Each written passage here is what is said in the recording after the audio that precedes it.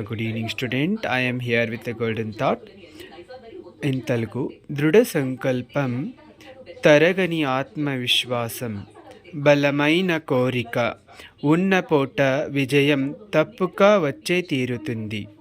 ಅಂದರೆ ದೃಢ ಸಂಕಲ್ಪ ಅಂದರೆ ದೃಢವಾದ ಸಂಕಲ್ಪ ಮತ್ತು ತರಗನಿ ಆತ್ಮವಿಶ್ವಾಸಂ ಅಂದರೆ ಆತ್ಮವಿಶ್ವಾಸವನ್ನು ತಡೆಯಲಾರದಂಥ ಶಕ್ತಿ.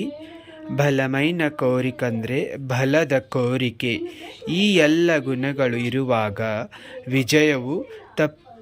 ವಿಜಯವು ನಮಗೆ ಖಂಡಿತವಾಗಿ ದೊರೆಯುತ್ತದೆ.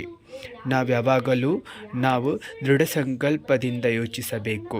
ಆತ್ಮವಿಶ್ವಾಸದಲ್ಲಿ ಧೈರ್ಯ ಇರಬೇಕು. ಬಲದಂತೆ ಕೋರಿಕೆ ಇರಬೇಕು.